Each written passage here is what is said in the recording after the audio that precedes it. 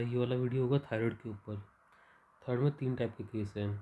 एक तो diffuse thyrotoxic goitre, और इसके अंदर हाइपरथायरॉयडिज्म दिखेगा जो कि डिफ्यूज़ है, मतलब पूरा जो थायराइड है वो एक जैसा है ना, हाइपरथायरॉयडिज्म दिखा रहा है, कोई अलग अलग नोड्यूल नहीं बने हुए हैं। ठीक है, तो इसके अंदर हाइपरथायरॉयड के जितने भी सिम्टम होते हैं वो सब दिखेंगे। और हाइपरथायरॉयड का सिम्टम क्या होता है कि रेस्टलेस, पेशेंट रेस्ट नहीं करेगा, काम करता रहेगा, तो है ना। और उस डिक्रीज न्यूट्रिशन, वो है ना, थोड़ा सा स्किनी होगा। उसके अलावा ट्रेम्बलिंग और इरिटेबिलिटी, मतलब कि जो भी सिंपैथेटिक एक्शन जो ज़्यादा होती है ना, वो सब कुछ इसके अंदर दिखेगा कि है ना, हाथ वाथ से ज़्यादा हिल रहा है, इरिटेबल फील करेगा वो मेंटली। उसका बीपी इंक्रीज होगा, हार्ट रेट इंक्रीज होगा, हार्ट में मरमर दिखेंगे, एक्स्ट्रा सिस्टोल्स दिखेंगे, वर्क ज़्यादा करेगा, स्लीप कम करेगा, टेम्परेचर ज़्यादा होगा, और हार्ट रेट ज़्यादा होगी तो पैल्पिटेशन होंगे इसको। ठीक है, और ये डिफ्यूज़ होगा, और जो इवनली सॉफ्ट होगा, बस जो भी है वो इवनली होगा। इवनली ऐसे इसलिए इसलिए इसे डिफ्यूज़ कहेंगे। और उसके अलावा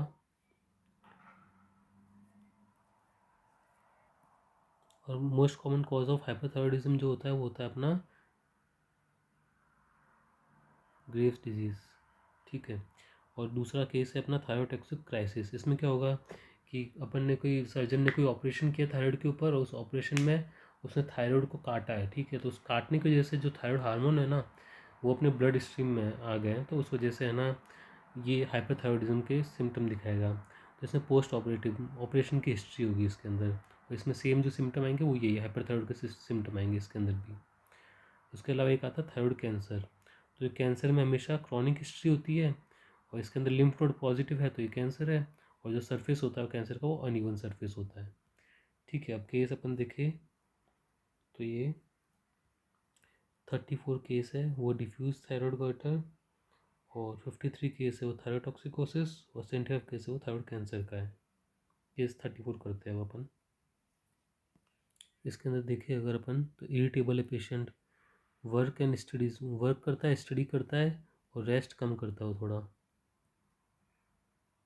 ठीक है, और सिर्फ 6 घंटे सोता है, मतलब स्लीपलेस। और उसका जो न्यूट्रिशन कम हो गया है, वीक हो गया है, वो थिन हो गया है, लीन हो गया है, और slight trembling of the finger, जो फिंगर्स है वो ट्रेम्बल कर रही है, वो शेक कर रही है थोड़ी सी। और जो थायराइड का अपन जब है ना पल्पेट करेंगे तो वो डिफ्यूज़ होगा, इवनली सॉफ्ट होगा और डिफ्यूज़ होगा। इवनली सॉफ्ट मतलब डिफ्यूज़, मतलब पूरा एक जैसा है वो। उसके अलावा हाइपोथायरॉयडिज्म के और क्या सिम्टम यहाँ पर दिख रहे हैं कि उसके अंदर अपन को एक्स्ट्रा सिस्टोल दिख रहा है उसके हार्ट के अंदर, और उसका जो सिस्टोलिक बीपी है वो इंक्रीज़ हो गया, 150 है, और उसके अंदर मरमर दिख रहे हैं, मतलब हाइपरथायरॉयड के अपन को सिम्टम दिख रहे हैं, और डिफ्यूज़ है। तो अपने डायग्नोसिस क्या बनाया है, डिफ्यूज़ थायरोटॉक्सिक गोइटर, और मोस्ट प्रोबेबली ये है ग्रेव्स डिजीज़। तो इसका मेडिसिनल टेस्ट क्या है, इसका जो इटियोलॉजी वो क्या है ग्रेव्स डिजीज़ का, कि ग्रेव्स डिजीज़ एक ऑटो इम्यून कंडीशन है जिसके अंदर की थायराइड स्टिमुलेटिंग एंटीबॉडीज़ बन जाते हैं। तो ये जो एंटीबॉडी होते हैं ना, ये TSH रिसेप्टर के ऊपर है ना बाइंड हो जाते हैं, उसे एक्टिवेट कर देते हैं TSH रिसेप्टर को। तो TSH रिसेप्टर एक्टिवेट हो गया तो TSH से क्या बनता है, ये है ना बनाता है थायराइड से T3 और T4 बनाता है। तो TSH रिसेप्टर एक्टिवेट हो गया तो T3 और T4 बढ़ जाएगा। इसके अंदर अपन एडिशनल टेस्ट क्या करेंगे, थायराइड फंक्शन टेस्ट करेंगे। इसमें क्या करते हैं, TSH, T3 और T4 करते हैं, और इसमें T3 T4 बढ़ गए हैं तो TSH कम हो जाएगा। तो ये एक प्राइमरी हाइपरथायरॉयडिज्म है। ठीक है, इसके अलावा इसमें हम है ना थायराइड ऑटो एंटीबॉडीज़ देखेंगे, और थायराइड अल्ट्रासाउंड करेंगे साइज़ देखने के लिए कि कितना साइज़ है थायराइड ग्लैंड का। और इसकी जो क्लासिफिकेशन है वो इटियोलॉजी के बेस पे, कॉज के बेस पे है। तो ग्रेव्स डिजीज़ है, या फिर मल्टी नोडुलर गॉइटर है, या फिर टॉक्सिक एडिनोमा है। तो इन ये इटियोलॉजी के बेस पे हमने क्लासिफिकेशन कर दिया इसका। उसका कॉम्प्लिकेशन में जो भी हाइपरथायरॉयड के जो कॉम्प्लिकेशन होता है हाइपरथायरॉयडिज्म के, थायराइड स्टॉर्म हो सकता है, इसमें जो भी सिंपैथेटिक जो भी सिस्टम के ज़्यादा होता है वो सब कुछ बोल सकते हैं इसमें। Increase heart rate, increase blood pressure, palpitation, extra systole, arrhythmia, ये सब कुछ बोल सकते हैं। एट्रियल फिब्रिलेशन कॉम्प्लिकेशन हो सकता है, ऑप्थेल्मोपैथी ये भी कॉम्प्लिकेशन हो सकता है। इसके अलावा ट्रीटमेंट में हम क्या देंगे, एंटी थायराइड मेडिकेशन देंगे। ठीक है, इससे थायराइड हार्मोन कम हो जाएगा। और रेडियो एक्टिव आयोडीन एब्लेशन, इससे क्या होगा कि जो थायराइड जो ग्लैंड है ना उसको हम एब्लेट कर देंगे, उसे हम डिस्ट्रॉय कर देंगे। और या फिर ये सब कुछ फेल हो जाए तो हम थायराइडेक्टॉमी कर सकते हैं, इसमें थायराइड हम काट के निकाल देंगे। सर्जरी में हम क्या कर सकते हैं, सर्जरी हम कब कब करेंगे, जब सीवियर ऑप्थेल्मोपैथी है। ठीक है, सीवियर एक्सेप्थेल्मोस हो रहा है इसको, तो हम सर्जरी करेंगे। उसके अलावा प्रेगनेंसी में अनकंट्रोल हाइपरटेंशन हाइपरथायरॉयडिज्म है तो हम इसे करेंगे। उसके अलावा अगर मेडिकेशन फेल हो गया तो हम करेंगे। नेक्स्ट केस है हमारा केस नंबर 53। इसके अंदर है ना हमने सब टोटल इस पेशेंट को है ना दिक्कत थी, इसको थायरोटॉक्सिक गोइटर की दिक्कत थी, ठीक है। ये हिस्ट्री है इसकी। तो इसके लिए सर्जन ने सब टोटल रिसेक्शन किया थायराइड ग्लैंड का, तो थायराइड ग्लैंड की सर्जरी की है।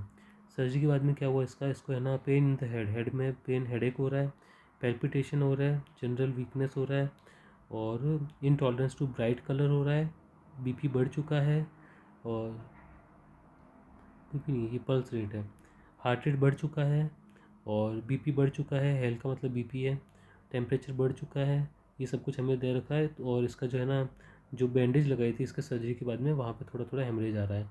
इसका मतलब जो थायराइड ग्लैंड था ना ये सब कुछ ये ना सिंपैथेटिक पाथवे इसका बढ़ चुका है। इसका मतलब इसको है ना थायरोटॉक्सिकोसिस हुआ है जो कि सर्जरी के बाद में होता है। तो इसमें वही जो सर्जरी हुई थी तो उस वजह से इसके अंदर जो थायराइड हार्मोन ब्लड में आ गए, उस वजह से ये हुआ है थायरोटॉक्सिकोसिस। इसके ट्रीटमेंट में हम क्या देंगे, बीटा ब्लॉकर देंगे। बीटा ब्लॉकर से सिम्टोमेटिक कंट्रोल होगा। बीटा ब्लॉकर इन पैल्पिटेशन, एंजाइटी और ट्रेमर इन सबको रोक देगा। उसके अलावा हम इसे आयोडीन दे सकते हैं जो कि है लुगोल सॉल्यूशन, ये थायराइड हार्मोन के प्रोडक्शन को रोक देगा। और हम इसे स्टेरॉइड्स भी दे सकते हैं जो कि इन्फ्लामेशन को रोकेगा। इसे फ्लूइड रिससिटेशन दे सकते हैं अगर कोई हीमोडायनेमिक इंस्टेबिलिटी आ रही है इसको तो उसे सही करने के लिए। और इस सब कॉम्प्लिकेशन को रोकने के लिए हमें है ना पेशेंट को यूथायरॉइड करना है। यूथायरॉइड मतलब नॉर्मल थायराइड हार्मोन करना चाहिए पेशेंट को सर्जरी डॉक्टर को सर्जरी के टाइम पे। और है ना एंटी थायराइड ड्रग हमें प्री ऑपरेटिव और पोस्ट ऑपरेटिव, ऑपरेशन से पहले और बाद में दोनों टाइम पे हमें देना है। और limit the extent of surgical trauma, और जो सर्जिकल ट्रॉमा हो रहा है ना, सर्जरी कर रहा है डॉक्टर तो उसको जितना कम हो सके उतना ट्रॉमा देना है थायराइड ग्लैंड को, ताकि कम से कम हार्मोन रिलीज हो ब्लड स्ट्रीम के अंदर। ये वाला जो केस है केस नंबर 75, इसमें देखो ये है ना 20 ईयर्स से पेशेंट यू थायराइड है, नॉड्यूलर है इसका थायराइड, लेकिन यू थायराइड की थायराइड हार्मोन नॉर्मल थे। उसका 6 मंथ्स अगो उसको जो है ना थायराइड जो ग्लैंड था वो अनइवन हो गया, ठीक है। मतलब पहले तो ये बिनाइन था बहुत सालों तक, लेकिन अब मे बी उसका है ना वो है ना इसमें कैंसर में बदल चुका है, वो कैंसर के अंदर ट्रांसफॉर्म हो गया है वो, ठीक है। तो इसलिए वो अनइवन सरफेस हो गया उसका, और लिम्फ नोड उसके एनलार्ज हो गए, मतलब लिम्फ नोड पॉजिटिव हो गया। तो अपन कैंसर का सोचेंगे, कैंसर की हिस्ट्री बता रहा है, और जो है ना वो डेंस है मास और इनएक्टिव है, और सरफेस उसका अनइवन है, और लिम्फ नोड पॉजिटिव है, तो अपन कैंसर का सोचेंगे कैंसर है ये। तो इसमें कैंसर भी रूल आउट करना इसमें मुश्किल है कि कैंसर हो सकता है, बहुत ज़्यादा चांस है, क्योंकि लिम्फ नोड पॉजिटिव है और लॉन्ग इसको हिस्ट्री है, उस वजह से इसको कैंसर को अपन रूल आउट नहीं कर सकते। तो इस केस में ये है ना नोड्यूलर गोइटर, क्योंकि अनइवन सरफेस है तो नोड्यूलर गोइटर है, हो सकता है with cystic deformation nodular goitre हो सकता है, लेकिन हम इसमें मैलिग्नेंसी को रूल आउट नहीं कर सकते क्योंकि लिम्फ नोड पॉजिटिव आया है और लॉन्ग हिस्ट्री इसलिए। तो इसके वर्कअप में वही थायराइड फंक्शन टेस्ट करेंगे, TSH और T3 T4 का करेंगे, अल्ट्रासाउंड कर सकते हैं देखने के लिए नोड्यूल का कैरेक्टरिस्टिक कैसा है, कैसा दिखने में वो, कि कैंसर जैसा दिख रहा है, बिनाइन दिख रहा है। और निडल बायोप्सी करेंगे कैंसर को रूल आउट करने के लिए, कैंसर होने के चांस है इसके अंदर अच्छे खासे।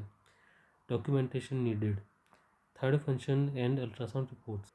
तो इसमें हम डॉक्यूमेंटेशन करेंगे, इसमें थायराइड फंक्शन लिखेंगे, अल्ट्रासाउंड रिपोर्ट लिखेंगे, और साइटोलॉजी चेक करेंगे मैलिग्नेंसी को रूल आउट करने के लिए, और डायग्नोसिस और ट्रीटमेंट का प्लान लिखेंगे डॉक्यूमेंट्स के अंदर, और कंसेंट लेंगे पेशेंट की डॉक्यूमेंट्स के अंदर कि हम ऑपरेट करें या नहीं करें वैसा। प्रीवियस एरर मतलब प्रीवियस हमसे डॉक्टर से क्या एरर हुई, फेलियर टू इवेल्यूट, जब है ना ये बहुत ही क्रॉनिक केस था तो इसमें हमने पहले से इवेल्यूट कर देना चाहिए था तो वो नहीं हुआ, तो वो हमारा फेलियर, ये एक एरर है। उसके अलावा अगर वो पहले से है ना हो जाता डायग्नोज तो उसके अंदर हम कंजर्वेटिव मैनेजमेंट दे सकते थे when the goitre was small, जब छोटा था उस टाइम पे, अब फिलहाल अब वो बड़ा हो चुका, तो ये एक हमारा एरर है। इफ़ बिनाइन, अब ट्रीटमेंट में क्या, अगर बिनाइन है तो थायरोक्सिन सप्रेशन टेस्ट, इस थेरेपी, इसमें क्या होगा, इसमें थायराइड हार्मोन ये लो कर देगा, ये देंगे अपन थायराइड हार्मोन को लो करने के लिए।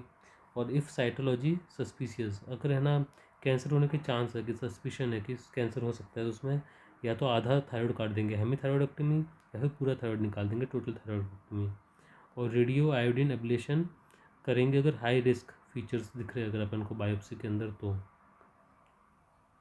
सर्जरी में वही हेमीथायरॉयडेक्टमी, टोटल थायरॉयडेक्टमी। हेमीथायरॉयडेक्टमी फॉर अगर डोमिनेंट नोड्यूल है तो उसके अंदर हेमीथायरॉयडेक्टमी, और मेटास्टेसिस है दिख रहा अपन को तो उसमें टोटल थायरॉयडेक्टमी कर देंगे अपन। ये हो गए अपने थायराइड के केसेस।